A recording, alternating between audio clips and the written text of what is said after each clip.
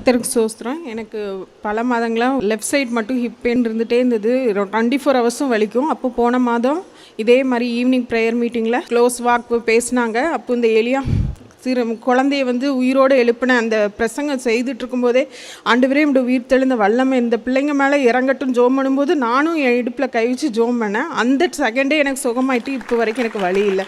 கர்த்தருக்கு ஸ்தோத்திரம். கர்த்தரோட பரிசுத்த நம்ம சோதரம். பாப்பா வயிற்றில் இருக்கும் பொழுது என்ன தோணுச்சுன்னா, நான் இறந்துருவேன்னு தோணுச்சு.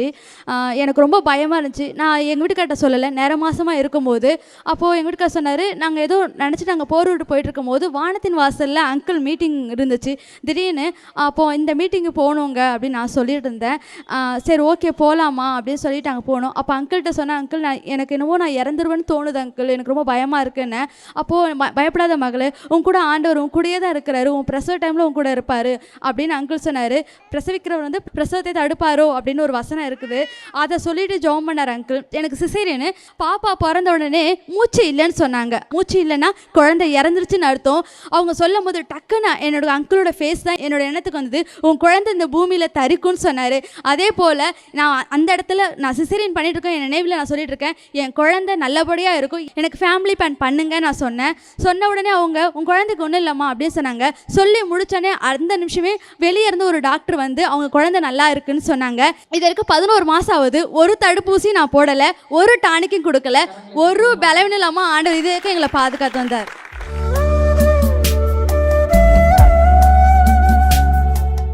கிறிஸ்துவுக்குள் மிகவும் பிரியமான எனதர்மை சகோதர சகோதரிகளே, நம்மை சிருஷ்டித்தவரும் நம்மை உண்டாக்கினவரும் நம்மை ஒருபோதும் மறந்து போகாதவருமாகிய இயேசு கிறிஸ்துவின் இணையற்ற நாமத்தினாலே உங்கள் எல்லாரையும் வாழ்த்தி ஆசீர்வதிக்கிறேன். அல்லேலூயா. இந்த நாளிலும் ஆண்டவருடைய பாதப்படியில் அமர்ந்த ஆண்டவரே, என் பிள்ளைகளோடு கூட நீர் என்ன காரியத்தை குறித்து சொல்ல விரும்புகிறேன், என்ன காரியத்தை என் பிள்ளைகளுக்காக நீர் ஆயத்தம் பண்ண சுத்தமாயிருக்கிறேன். தேவ சமூகத்தில் நான் காத்திருந்த பொழுது கர்த்தர் கொடுத்த மங்களகரமான அந்த வார்த்தையை இப்பொழுது வாசிப்போம். நீதிமொழிகளின் புஸ்தகம் 19ஆம் அதிகாரம் 23வது வசனம். கர்த்தருக்கு பயப்படுதல் ஜீவனுக்கு ஏதுவானது, அதை அடைந்தவன் திருப்தி அடைந்து நிலைத்திருப்பான், தீமை அவனை அணுகாது. சரி, முதலாவது கர்த்தருக்கு பயப்படுகிற பிள்ளைகளுக்கு ஆஸ்தியும் ஐஸ்வர்யத்தையும் கொடுத்து அவருடைய தொழிலை ஆசீர்வதித்து, வேதம் சொல்லுகிறது கர்த்தருக்கு பயப்படுகிற மனுஷன் இவ்விதமாய் ஆசீர்வதிக்கப்படுவான் என்று சொல்லி அவன் கைகளின் தொழிலை ஆண்டவர் ஆசீர்வதிப்பார். இதுவரைக்கும் உங்களுடைய கைகளின் தொழில் உங்களுக்கு தரித்திரத்தை கொண்டு வந்திருக்கலாம், நஷ்டத்தை கொண்டு வந்திருக்கலாம், இழப்புகளை கொண்டு வந்திருக்கலாம், ஒரு அடி எடுத்து வச்ச 4 அடி சறுக்கி கொண்டிருக்கலாம். என் இயேசு சொல்லுகிறார், நீ கர்த்தருக்கு பயப்பட்டு நீ இப்படித்தான் வாழ்வேன்னு நீ தீர்மானம் எடுத்து உன்னிடத்துல மாற்றத்தை கொண்டு வருகிறபடியினாலே அந்த தொழிலில் உன் கையின் பிரயாசத்தை ஆண்டவரை நீ ஆசீர்வதிப்பார். பரலோகத்தின் பொக்கிஷ சாலை நீ கையிட்டு செய்கிற எல்லா காரியங்களிலும் உன்னை ஆசீர்வதிக்கும்படி பரலோகத்தின் பொக்கிஷ சாலை இந்த நாட்களுக்கு பிறகு திறக்கப்படும். இனி நீயோ கடன் வாங்க மாட்டாய், அநேக ஜாதிகளுக்கு கொடுப்பாய். ஹல்லேலூயா. சரி, இரண்டாவது கர்த்தருக்கு பயப்படுகிற பிள்ளைகளுக்கு ஆண்டவர் என்ன நன்மையை கொடுக்கிறார்னு பார்த்தா, அவனுடைய சந்ததியை கர்த்தர் வர்த்திக்க பண்ணுவார். ஹல்லேலூயா. சங்கீதம் 128:6 இப்படியாய் சொல்லுகிறது, வாசிப்போம். நீ உன் பிள்ளைகளின் பிள்ளைகளையும் இஸ்ரவேலுக்கு உண்டான சமாதானத்தையும் காண்பாய். இதை யாருக்கு பிள்ளைகளின் பிள்ளைகளை பார்க்கிற பாக்கியத்தை கொடுப்பாராம்? முதல் வசனம் சொல்லுகிறது, கர்த்தருக்கு பயப்படுகிற மனுஷன் இவ்விதமாய் ஆசீர்வதிக்கப்படுவான்னு சொல்லி ஒரு பெரிய பட்டியலின் ஆசீர்வாதத்தை ஆண்டவர் கொடுத்திருக்கிறார். உன் பிள்ளைகளின் பிள்ளைகளை பார்க்கணும்னா முதல்ல உங்களுக்கு ஆயுசு இருக்கணும், பிள்ளைகளை பார்க்கிற ஆயுசு இருக்கணும். ஆமென். அதன் பிறகு பிள்ளைகளுடைய திருமணங்களை பார்க்கிற ஆயுசு இருக்கணும். அப்பதான் பிள்ளைகளின் பிள்ளைகளை நீங்க பார்க்க முடியும். அல்லேலூயா. சரி, இப்ப பிள்ளைகளை கண்டாச்சு, ஆயுசு இருந்துச்சு, ஓகே. பிள்ளைகளின் பிள்ளைகளை பார்க்கணும்னா ஒரு சில சுப நிகழ்வுகள் நம்முடைய குடும்பத்தில் நடக்கணும். அல்லேலூயா. இன்னைக்கு ஆண்டவர் சொல்றாரு, கர்த்தருக்கு பயப்படுகிற பயம் இல்லாததுனாலேயே நிறைய குடும்பங்களில் சுப நிகழ்வுகள் தள்ளி போடப்பட்டு கொண்டிருக்கிறது. இன்றைக்கு எந்த இடத்துல ஆண்டவரே நான் குறைவுபட்டிருக்கிறேன், தராசுல 2 காரியத்தை வைக்கணும். ஒரு தராசுல நீங்க இருக்கணும், இன்னொரு தராசுல பைபிளை தூக்கி உட்கார வைக்கணும். இந்த வசனத்தின்படி சிலர் சொல்லுவாங்க, என்னை பொறுத்த வரைக்கும் நான் நல்லவன் தான், என்னை பொறுத்த வரைக்கும் நான் எடுத்த டிசிஷன் சரி, என்னை பொறுத்த வரைக்கும் நான் போகிற ரூட்டு கரெக்டு தான், நான் சொல்கிறது ரைட்டு தான் அப்படின்னு நிறைய பேர் அதையே ஒரு பாவமாய் செய்கிறீர்கள். அதற்கு வேதம் சொல்லுகிறது சுயநீதி கற்பிக்கிற ஆவி. சுயநீதி, என்னை பொறுத்த வரைக்கும் நான் போகிற ரூட்டு சரி, என்னை பொறுத்த வரைக்கும் நான் எடுத்த முடிவு சரி, அப்படி அல்ல. வசனத்தின்படியாக உன்னுடைய செய்கை சரியா, அதுதான் கர்த்தருக்கு பயப்படுகிற பயம். ஹல்லேலூயா.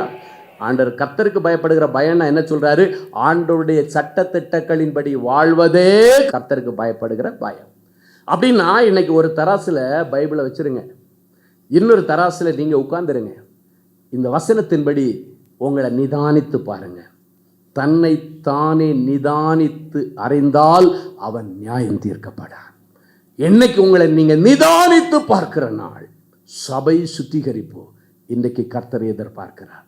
இன்னைக்கு ஆண்டவர் இந்த வசனத்தின் படியாக, பைபிள் படியாக ஆண்டவர் உங்களை பார்த்து நீங்கள் கர்த்தருக்கு பயப்படுகிற பயம் இருந்தேன்னா உங்கள் வீட்டில் இருக்கிற சுப நிகழ்வுகள் இருக்கிற தடைகளை கர்த்தர் இன்றைக்கே உடைத்து போடுவார். அல்லேலூயா. சில நேரங்களிலே நம்ம கர்த்தருக்கு பயந்து ஜீவிச்சாலும் ஆண்டவர் நம்மை சோதிக்கும் பொருட்டு, நம்மை புடமிடும்படிக்கு சில காரியங்களை அனுமதிப்பாரு. அப்படி தடை வந்து அதை பற்றி நீங்கள் கவலைப்பட வேண்டியதே இல்லை. அதனுடைய முடிவு முன்புள்ள நிலைமையை காட்டிலும் பின்புள்ள நிலைமை ரெட்டத்தனையாக தான் இருக்கும். அதை பற்றி நீங்கள் கவலைப்பட வேண்டாம். ஆனால் இப்படிப்பட்ட ஆண்டவருக்கு பிரியமில்லாத காரியங்களை செய்ததன் நிமித்தம் சில காரியங்கள் தடைப்பட்டதுன்னா இன்னைக்கு அதை கரெக்ட் பண்ணீங்கன்னா இது நடந்துடும். இதை சரியா இருந்து இது நடக்கலைன்னா நீங்க அதை பத்தி கொஞ்சமும் கவலைப்பட வேண்டிய அவசியம் இல்லை. அல்லேலூயா.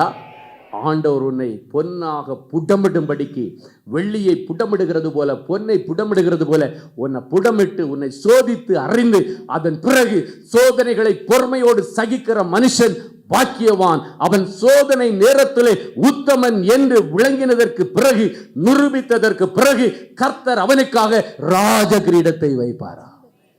அதுக்கு பிறகு உனக்கு ராஜ கிரீடம், அதை பற்றி கவலைப்பட வேண்டாம். ஆனால் ஒருவேளை இந்த தாமதங்களுக்கு காரணம், சுப நிகழ்வுடைய தாமதங்களுக்கு காரணம், கற்பத்தின் கனிகளினுடைய தாமதத்திற்கு காரணம் ஏதோ ஒரு காரியத்திலே நீ குறைவுபட்டிருக்கலாம். இன்றைக்கு தராசிலே ஆண்டவருடைய வசனத்தின்படியாக உன்னை நிதானித்து பார்.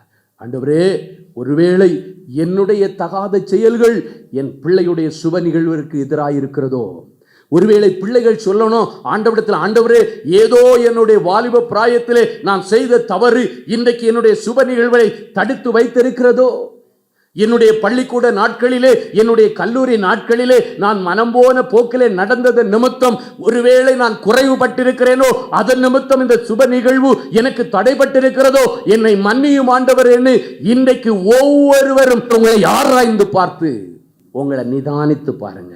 என் அன்பு தேவ பிள்ளைகளே, நீ உன் பிள்ளைகளையும் பிள்ளைகளின் பிள்ளைகளையும் பார்க்கணுன்னா ஒன்று ஆயுசு வேணும். ரெண்டாவது ஆயுசே இருந்தால் கூட, உனக்கு வயசு 60, 65, 68 ஆனால் கூட உன் பிள்ளையுடைய கற்பம் திறக்கப்படுவது கர்த்தருக்கு பயப்படுகிற பயத்தில் இருக்கிறது. சங்கீதம் 115, 13, 14 இப்படியாய் சொல்லுகிறது. வாசிப்போமா? கர்த்தருக்கு பயப்படுகிற பெரியோரையும் சிறியோரையும் ஆசீர்வதிப்பார். சிறியோரையும் கர்த்தர் ஆசீர்வதிப்பார். கர்த்தர் உங்களையும் உங்கள் பிள்ளைகளையும் வர்த்திக்க பண்ணுவார். கர்த்தருக்கு பயப்படுகிற பெரியோரையும் சிறியோரையும் ஆண்டவர் ஆசீர்வதிச்சு அவனுடைய பிள்ளைகளை வர்த்திக்க பண்ணுவாராம். அப்படின்னா உன் சந்ததியுடைய வர்த்திப்புக்கு கர்த்தருக்கு பயப்படுகிற பயம் மிக மிக முக்கியமான காரியம். அல்லேலூயா. கடந்த நாட்களிலே நாங்கள் அன்பரின் பாதத்தில் ஒரு நாள் கூட்டம் நாங்கள் நடத்தி கொண்டிருக்கும் பொழுது கர்த்தருக்கு பயப்படுகிற பிள்ளைகளுக்கு கிடைக்கிற ஆசீர்வாதங்களை குறித்து ஒரு முறை நான் பேசி கொண்டிருந்தேன். அப்பொழுது ஒரு தாயார் நடு மத்தியில் உட்கார்ந்துட்டு தன்னுடைய தலையில் கையை வச்சுட்டு இந்த வார்த்தையை குறித்து சொல்லும் பொழுது, அதாவது உன் பிள்ளைகளின் பிள்ளைகளை நீ பார்க்கணுன்னா கர்த்தருக்கு பயப்படுகிற பயம் உன்னிடத்தில் காணப்படணும். இதை பற்றி பேசும்போது டக்குன்னு இந்த வார்த்தையை கேட்டவொன்னே ஒரு தாயார் தன்னுடைய தலைக்கு மேலே இப்படியே கை வச்சுட்டு அந்த வார்த்தைகளை சொல்லி முடிக்கிறது வரைக்கும் தலையிலேருந்து கையை எடுக்கலை. அல்லேலூயா. அப்போ நான் இங்கேருந்து கவனிச்சிட்டு இருக்கிறேன், வீடியோ எடுத்துகிட்டு இருக்கிறாங்க. இந்த அம்மா தலையில் கை வச்சிருக்கிறதையும் வீடியோ எடுக்கிறாங்க. இங்கேருந்து நான் பார்க்கும்போது அவங்க மட்டும் நடுமத்தியில் தலையில் கை வச்சிருக்கிறத பார்த்துக்கிட்டே இருந்து, ஒருவேளை ஆண்டவர் இந்த வார்த்தை நிமித்தம் அவரிடத்தில் பேசியிருக்கிறார் என்று சொல்லி நான் இருதயத்தில் சந்தோஷப்பட்டேன். என் அன்பு தேவ பிள்ளைகளே, அடுத்த மாதம் அந்த மகள் வந்து சொன்ன சாட்சி என்ன தெரியுமா? ஐயா, எனக்கு 3 பெண் பிள்ளைகள் உண்டு. 3 பெண் பிள்ளைகளுடைய கற்பங்கள் அடைக்கப்பட்டிருக்கிறது. எல்லா பிள்ளைகளுக்கும் ஒருத்தி கல்யாணம் ஆகி 8 வருஷம், ஒருத்தி கல்யாணம் ஆகி 6 வருஷம், ஒருத்தி கல்யாணம் ஆகி 3 வருஷம் ஆச்சு. 8 வருஷம் 6 வருஷம் 3 வருஷம் ஆகி ஒரு கற்பம் கூட இன்னும் திறக்கப்படலை. எங்களுடைய குடும்பமே ஒரு சாபக்கட்டில் இருந்து கண்ணீர் வடித்து கொண்டிருக்கிறது. என்னுடைய பிள்ளைகள் ஒவ்வொருவரும் கண்ணீர் வடிக்கிறாங்க. என் பிள்ளைகளுடைய புருஷன்மார்களிடத்தில் அவங்க அதன் நிமித்தம் அவர்கள் அனுபவிக்கிற கொடுமை கொஞ்சம் நஞ்சம் இல்லை. ஆனால் போன மாதம் நான் மீட்டிங் வரும் பொழுது நான் என்னை ஆராய்ந்து பார்த்தேன். ஆண்டவரிடத்தில் கேட்ட, ஆண்டவரே, நான் என் பிள்ளைகளின் பிள்ளைகளை காணாததற்கு காரணம் ஒருவேளை நான் உமக்கு பயப்படுகிற பயம் இல்லையோ என்று கேட்ட பொழுது ஆண்டவர் என்னோடு கூட தெளிவாக சில காரியங்களை பேசினார். ஆண்டவரிடத்தில் அதே இடத்துல நான் மன்னிப்பு கேட்டு, ஆண்டவரை, என் நிமித்தம் என் பிள்ளைகளுடைய குடும்பம் வர்த்திப்பு நின்று போகக்கூடாது, என் பிள்ளைகளுடைய சந்ததி பெருகாமல் இருந்துடக்கூடாது, என்னை தரை மட்டும் தாழ்த்தி உடைய சமூகத்தில் ஒப்புக் கொடுக்கிறேன், நிபந்தனையற்ற விதத்தில் என்னை ஒப்புக் கொடுக்கிறேன், என்னை மன்னிங்கன்னு சொல்லி ஆண்டவரிடத்தில் கேட்டு நான் மன்னிப்பு வாங்கினேன். பார்த்தா அடுத்த மாதமே ஒரு மகளுடைய கற்பம் திறந்தது. கரெக்டாக 3 மாதத்தில் டக் டக் டக்குன்னு சுவிட்ச் ஆன் பண்ணது மாதிரி 3 பிள்ளைகளுடைய கற்பத்தை திறந்து கிட்டத்தட்ட 1 மாத கேப்பில் 3 பிள்ளைகள் பிறந்தார்கள். ஹல்லேலூயா! என் அன்பு தேவ பிள்ளைகளை, இன்னைக்கு எதுக்காக இந்த காரியத்தை சொல்கிறேன்னா, இன்னைக்கு நீங்களும் சில காரியங்கள், சுப நிகழ்வுகள் நடக்காததோ, வேலை கிடைக்காததோ, இல்லைன்னா சின்ன கற்பம் அடைக்கப்பட்டிருக்கிறதோ, ஏதோ ஒரு காரியத்திலே ஆண்டவர் அந்த கற்பத்தை அடைத்து வைத்திருக்கிறதுக்கு ஒரு நோக்கம் உண்டு. அதுக்கு உதாரணம், நாம் பைபிள்லேருந்து ஒரு சம்பவம் சொன்னால் உங்களுக்கு ஞாபகம் வரும். ஆபிரகாமுடைய மனைவியாகிய சாராளை அபிமெலேக்கு ராஜா தூக்கிட்டு போயிட்டான். அவளை அடைவதற்காக தூக்கிட்டு போனான். ஆனால் இங்கே ஒரு நீதிமானாகிய ஆபிரகாம் தேவனுடைய சமூகத்திலே அழுகிறான். இவளை யாரும் தப்பாக நடத்தக்கூடாதுன்றதுக்காகவே, இவள் அழகாக இருக்கிற, இவளை தூக்கிட்டு போயிடக்கூடாதுன்றதுக்காகவே இவன் என்னுடைய மனைவி இல்லை சகோதரின்னு பொய் சொல்றான். பொய் சொல்லி, ஏன்னா அவங்களோட பாதுகாப்புக்கு, 2 பேருடைய உயிருக்கு பாதுகாப்புக்காக பொய் சொல்லி எப்படியாவது பாதுகாக்கணும்னு பார்த்தா இவளுடைய அழகை கண்டு அந்த ராஜா தூக்கிட்டு போயிட்டான். நல்லா கவனிங்க, இந்த கற்பங்கள் அடைக்கப்படுவதற்கு சில காரியங்கள் எப்படியெல்லாம் வருதுன்னு வேதத்திலிருந்து உங்களுக்கு ஆதாரமாக சொல்கிறேன். பிள்ளைகளின் பிள்ளைகளை காண முடியாததற்கு காரணம். அப்போ இவன் தூக்கிட்டு போயிட்டான். தூக்கிட்டு போன உடனே இங்கே இவன் அழுறான். ஆபிரகாம் இங்கே உட்காந்து ஹெல்ப்லெஸ். ஏன்னா ராஜா தூக்கிட்டு போயிருக்கிறான், ஒன்றும் சொல்ல முடியாது. தேசத்தினுடைய ராஜா, அந்த ராஜாவுக்கு கீழே இவங்க பிரஜையாக இருக்கிறாங்க, எதுவும் பேச முடியாத நிலைமையில் அவன் இருக்கிறான். ஆனால் இவன் உதவியற்ற நிலைமையில் இருக்கும் பொழுது உதவி செய்கிற எபினேசர் ஆகிய ஆண்டவர் அபிமெலேக்கினிடத்தில் நைட்டு நேரடியாக இறங்கி அவனை எச்சரித்தார். என்ன தெரியுமா சொன்னார்? ஒரு நீதிமானுடைய மனைவி அவளை தொட்டன்னா உன்னை தொலைச்சிருவேன்ட்டார். நம்ம பாஷையில் சொன்னால் அந்த வசனத்தினுடைய வியாக்கியானம் இதுதான். அவ உடம்புல உன் கை பட்டதுன்னா தொலைச்சிருவேன்ட்டார். எப்படி இருக்குன்னு யோசித்து பாருங்க. எவ்வளவு எதிர்பார்ப்போடு அவளை தூக்கிட்டு வந்திருப்பான். ஆனால் ஆண்டவர் சரியான நேரத்தில் நேரடியாக இறங்கி அவனை எச்சரித்து, இது இன்னொருவனுடைய மனைவி, தொற்றாத, என் பிள்ளை ஆபிரகாம் நீதிமானுடைய மனைவி, தொற்றாத. தேவதூதனை எல்லாம் ஆண்டவர் இறங்கி சொல்றாரு நேரடியாக. என் அன்பு தேவ பிள்ளைகளை, அப்படிப்பட்ட ஆண்டவரை நாம் ஆராதிக்கிறோம். அல்லேலூயா! சரி, அப்போ அவளை ஒன்றும் பண்ணலை, டச்சே பண்ணலை. எப்படா நேரம் விடியும் இவளை துரத்தலாம், அது வரைக்கும் இவனுக்குள்ள ஒரு மரண பயம். நமக்கு ஏதாவது நடந்துருமோ, இவளை தூக்கிட்டு வந்தது நிமித்தம் ஆண்டவரே நேரடியாக இறங்கி வந்துட்டாரு, அதனால நமக்கு ஏதாவது ஆயிடுமோன்னு அவன் பயந்துட்டு இருக்கிறான். நேரம் விடிஞ்ச உடனே அவளை அனுப்புனது மட்டும் இல்லை, பொக்கிஷங்களும் புதையலை எல்லாத்தையும் கொடுத்து அவள்கிட்ட அனுப்பி, ஆபிரகாம்கிட்ட, என்னையா நீ பண்ணின, உன் சகோதரின்னு சொன்ன கொஞ்சம் மிஸ் ஆயிருந்தா என் ஜீவன் மிஸ் ஆயிருக்கும், என் லைஃப் மிஸ் ஆயிருக்கும், என் உயிரே போயிருக்கும். அல்லேலூயா!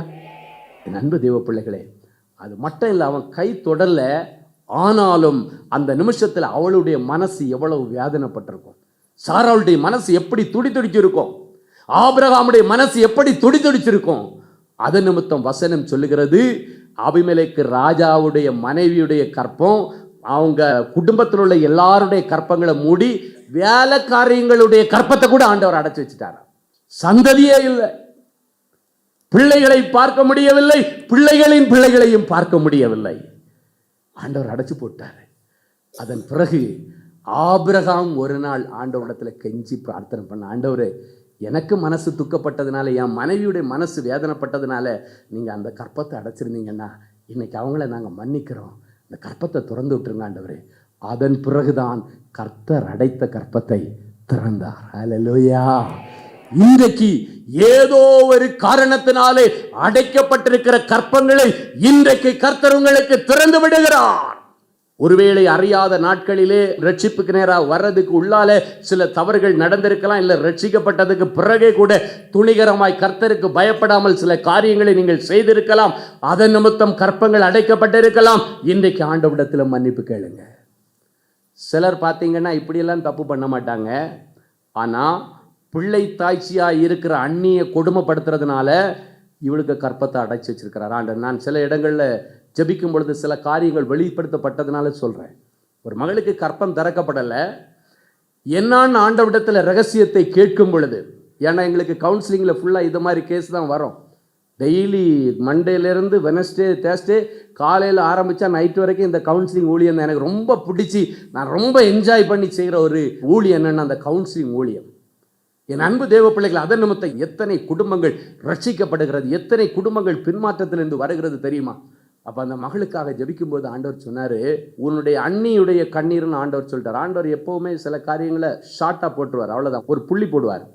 நல்லா நான் கவனிச்சிருக்கிறேன். பரிசுத்த ஆவியானவர் யார்கிட்டையும் மாட்டி விட மாட்டார், ஞானமாக செய்வார். குடும்பத்துல எல்லாம் சண்டை மூட்ட மாட்டார், ரொம்ப ஞானமாக காரியங்களை செய்வார். அவர் ஞானத்தின் ஆவியானவர். ஒரு அப்பாவும் மகளும் நின்று ஜெபிக்க வந்தால் மகளுக்கு ஆண்டவர் சுட்டி காட்டுகிற வார்த்தை ரெண்டு பக்கத்தில் அப்பா கேட்டுகிட்டே நிற்பார். அவளுக்கு மட்டும்தான் உருத்தம், அவளுக்கு மட்டும்தான் புரியும், இவருக்கு புரியாது. அப்படி ஆண்டவர் ஞானமாக செய்வார்.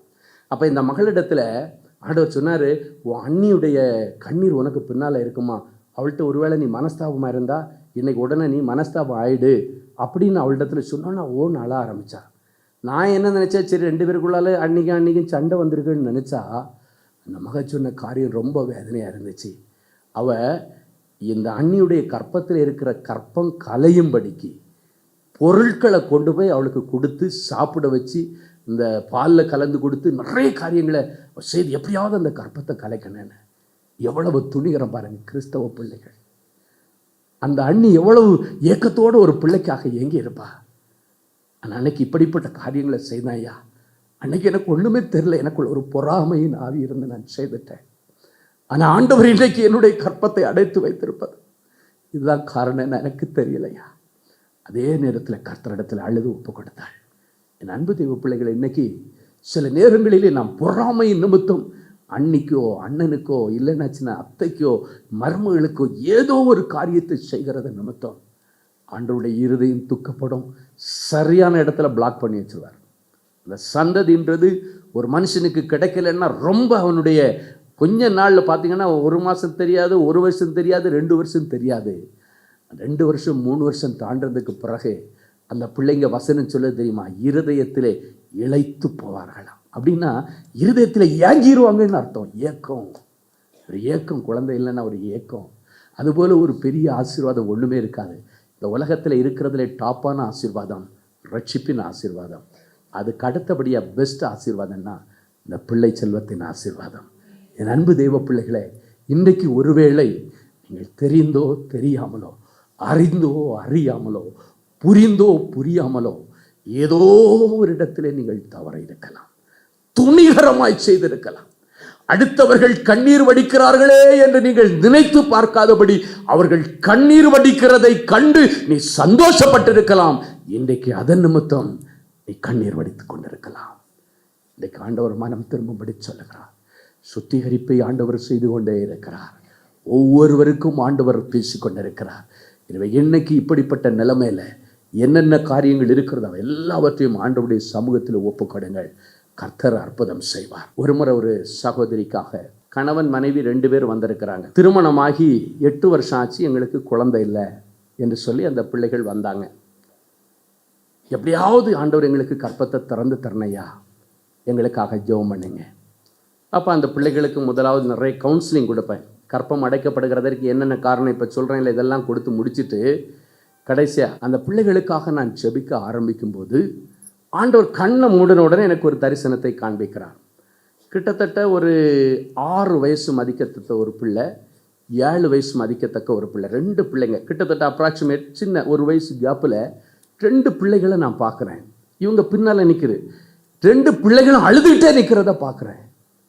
எனக்கு ஒன்றுமே புரியலை. ஆண்டவர்கிட்ட கேட்ட, ஆண்டவரே இந்த தரிசனத்தினுடைய அர்த்தம் என்ன? குழந்தை இல்லைன்னு சொல்லிட்டு 8 வருஷமாக குழந்தை இல்லைன்னு சொல்லி இவங்க வந்து நிற்கிறாங்க. ஆனால் இவர்களுக்காக கண்களை மூடி ஜபிக்கும்போது கிட்டத்தட்ட 7 வயசு 6 வயசு மதிக்கத்தக்க 2 பிள்ளைங்க இவங்க பின்னால் நின்று ஓன்னு அழுகிறத நான் பார்க்குறேனே. என்னுடைய ரகசியம் என்ன? ஆண்டவரிடத்தில் கேட்கும்போது ஆண்டவர் சொன்னார், கல்யாணம் ஆன உடனடியாக மறுமாசமே அவர்களுக்கு ஒரு குழந்தையை கொடுத்தேன். இருவரும் சேர்ந்து போய் அந்த குழந்தையை கொண்டு போட்டார்கள். கருவிலேயே அந்த பிள்ளையை அடித்து போட்டார்கள். அதன் பிறகு அடுத்த வருஷத்தில் நான் ஒரு குழந்தையை கொடுத்தேன். அவங்க வேலையின் நிமித்தம் இப்போ நமக்கு வேண்டான்னு அழித்து போட்டாங்க. என்னுடைய இருதயம் ரொம்ப துக்கப்பட்டுருச்சு.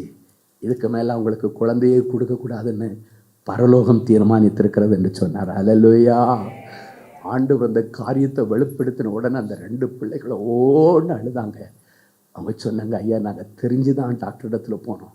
டாக்டர் எவ்வளவோ சொன்னார், இப்போ எல்லாம் குழந்தை கிடைக்கிறது பெரிய அரிதுமா, இந்த குழந்தைய கலைக்காதீங்கன்னு எவ்வளவோ அந்த டாக்டர் அம்மா சொன்னாங்க. இல்லை எங்களுக்கு இப்போ வேண்டாம், நாங்கள் கொஞ்ச நாள் சந்தோஷமாக இருக்கிறோம். இல்லை எங்களுக்கு இப்போ வேலை நிமித்தம் இப்போ வேண்டான்னு சொல்லி ஒரு டாக்டர் திருப்பி அனுப்பிட்டாங்களா, எனக்கு பிள்ளைங்க இருக்குது நான் செய்ய மாட்டேன், ஆனால் இன்னொரு ஆஸ்பத்திரியில் போய் நாங்கள் அழைச்சிட்டு வைங்க ஐயா. கர்த்தருக்கு பயப்படுகிற பயம் கொஞ்சம் கூட இல்லை. அழுது கமறினார்கள். என் அன்பு தேவ பிள்ளைகளை அன்றைக்கு அழுது ஆண்டவரிடத்தில் கேட்டேன், ஆண்டவரே என் பிள்ளைங்க இந்த தவறை ஒத்துக்கிட்டாங்கப்பா, இப்போ உங்கள் சன்னிதானத்தில் வந்து நிற்கிறாங்க, என் பிள்ளைகளுக்கு மனமிறங்கும் சொல்லி கேட்டு இன்றைக்கு கர்த்தருடைய பெரிய கிருபையினாலே ஒரே ஒரு பெண் பிள்ளையை கர்த்தர் அவர்களுக்கு கொடுத்திருக்கிறார். அல்லேலூயா. என் அன்பு தேவ பிள்ளைகளே, பிள்ளைகளின் பிள்ளைகளை பார்க்கணுன்னா இப்படிப்பட்ட துணிகரமான காரியங்கள் யாரும் செய்யக்கூடாது. ஒருவேளை பிள்ளைங்க இருக்கிறவங்க கூட சில பிள்ளைகளை கொன்று போட்டவர்கள் இங்கே இருக்கலாம். பெரிய உயிரை கொன்னாலும் கொலை தான். ஒரு சிசுவை கற்பத்திலே கொன்னாலும் அது கொலைதான். எனவே கொலை பாதகத்தை துணிகரமாய் செய்திருக்கிறவர்கள் கணவன் மனைவி யாருங்க இருந்தாலும் சரி, வாலிப பிள்ளைகள் இருந்தாலும் சரி, ஆண்டவரிடத்தில் இன்னைக்கு மன்னிப்பு கேளுங்க. ஆண்டவரே, பிற்காலத்தில் இது என் குடும்பத்திற்கும் சந்ததிக்கும் ஒரு சாபமாய் வந்து விடாதபடி என்னை மன்னிங்க ஆண்டவரே. என் பொருளாதார தேவையின் நிமித்தம் இந்த ஒரு குழந்தை போதைன்னு சொல்லி அடுத்த குழந்தையை கொன்று போட்டேன் ஆண்டவர். என்னுடைய குடும்ப சூழ்நிலையை நினைத்து, வருமானத்தை நினைத்து, இந்த 2 பிள்ளை போதும் ஆண்டவரே, 3வது பிள்ளை வேண்டான்னு சொல்லி பிள்ளையை கொன்று போட்டேன் ஆண்டவர். என்னை மன்னியும் என்று சொல்லுங்க. ஆண்டவர் இன்னைக்கு மன்னிச்சாருன்னா தான் அடுத்து உங்கள் வாழ்க்கையில் அடுத்து சந்ததியினுடைய விருத்தியை கர்த்தர் உங்களுக்கு கொடுப்பார்.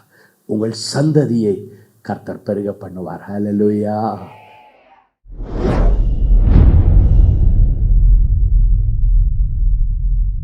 என் அன்பு தேவனுடைய பிள்ளைகளே, நல்ல தேவ செய்தியை கேட்டீர்கள், நல்ல சாட்சிகளையும் பார்த்தீர்கள். உங்களுக்கு மிகவும் பிரயோஜனமாக இருந்திருக்கும் என்று நான் கர்த்தருக்குள் நம்புகிறேன். இப்பொழுதும் நாம் யாவரும் கண்களை மூடி தேவ சமூகத்தை நோக்கி பார்ப்போம். எங்களை அருமையாய் நேசித்து வழிநடத்துகிற எங்கள் அன்பான நல்ல ஆண்டவரே, உமக்கு நன்றி. இந்த நல்ல மனமகிழ்ச்சியின் வேலைக்காக உமக்கு நன்றி செலுத்துகிறோம்.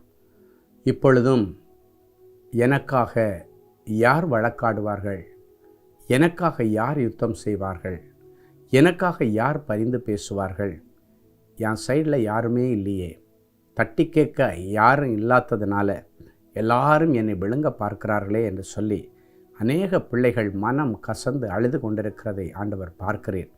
அப்படிப்பட்ட பிள்ளைகளுக்காக கண்ணீரோடு உம்முடைய பாதப்படியில் விழுந்து நான் ஜெபிக்கிறேன். யார் உன்னை கைவிட்டாலும் நான் உன்னை சேர்த்து கொள்வேன் என்று சொன்னவரே, என் அன்பு பிள்ளைகளுக்காக நீர் இந்த நேரத்தில் இறங்கி வாரும். யார் யார் இவர்களை விழுங்க பார்க்கிறார்களோ அவர்களுக்கு முன்பாக கர்த்தர் எழுந்தருளி நிற்பீராக. யார் யார் இவர்கள் கீழே விழுந்தா கை கொட்டி சிரிக்கலான்னு நின்று கொண்டிருக்கிறார்களோ அவர்களை ஒரு விசை கர்த்தர் கண்ணோக்கி பாரும். என் பிள்ளைகளுக்கு நீர் இன்றைக்கு விடுதலையின் நாயகனாக, அற்புதங்களை செய்கிற தேவனாக, அதிசயங்களை நடப்பிக்கிற தேவனாக, என் பிள்ளைகளுக்காக வழக்காடி யுத்தம் செய்து யாவற்றையும் செய்து முடிக்கிற தேவனாக நீர் இறங்கி வந்திருக்கிறபடியினால் உமக்கு நன்றி. எந்தெந்த காரியங்களை குறித்து என் பிள்ளைகள் கலங்கி கொண்டிருக்கிறார்களோ அந்த காரியத்தில் ஆண்டவர் ஒரு அற்புதத்தை நடப்பியும்.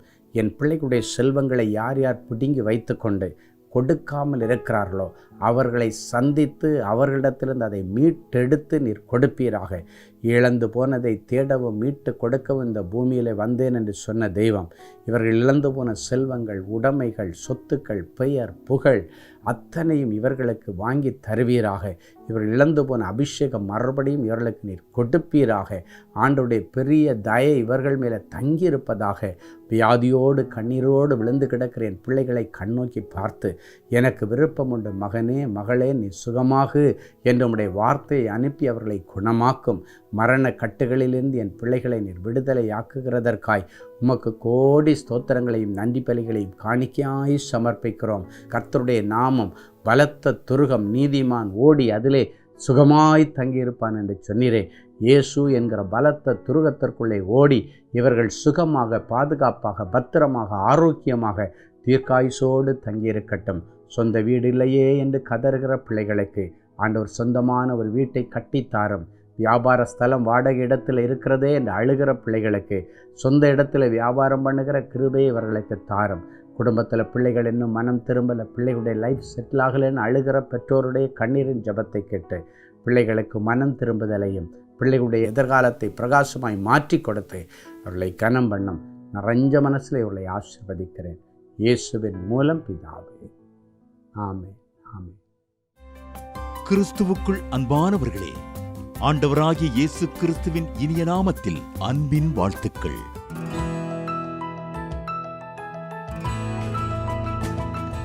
எங்களுடைய மார்வெல் திருமண தகவல் மையத்தை ஆன்லைன் சேவை மூலம் உங்களுக்கு அறிமுகப்படுத்துவதில் நாங்கள் மிகுந்த மகிழ்ச்சி அடைகிறோம். எங்களது மார்வெல் திருமண மையம் கிறிஸ்தவ குடும்பத்தில் திருமணத்திற்கு ஆயத்தமாயிருப்பவர்கள் தங்களுக்கு ஏற்ற வாழ்க்கை துணையை தேர்ந்தெடுக்க சிறந்த திருமண சேவை மையமாக இருக்கிறது. மேலும் மார்வெல் திருமண தகவல் மையத்தில் நீங்கள் பதிவு செய்வதற்கு எங்களது இணையதள முகவரி www.marvelmatrimony.com மற்றும் அலைபேசி எண் 7824855999 என்ற எண்ணிற்கு தொடர்பு கொள்ளலாம். சென்னை, நாகர்கோவில் மற்றும் மும்பை நகரில் உள்ளவர்கள் பதிவு செய்ய விரும்பினால் கீழ்க்கண்ட விலாசங்களில் உள்ள எங்களது அலுவலகங்களோடு தொடர்பு கொள்ளலாம். தேவனின் அன்பு ஊழியங்கள் எண் 14, ராமலிங்க நகர், OMR ரோட், SRP டூல்ஸ் அருகில், கொட்டிவாக்கம், சென்னை 41. Email info@marvelmatrimony.com. ஆண்டவர்தாமே உங்களை அளவில்லாமல் ஆசீர்வதிப்பாராக. Genesis Creations Media Academy, certification in media technology. Our course includes videography, photography,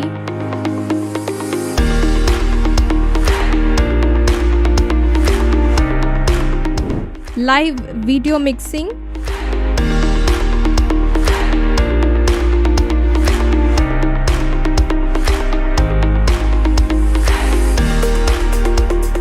Photoshop, live sound mixing,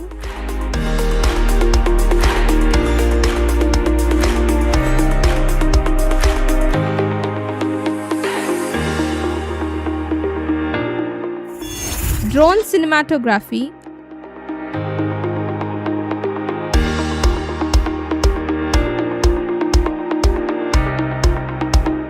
and video editing.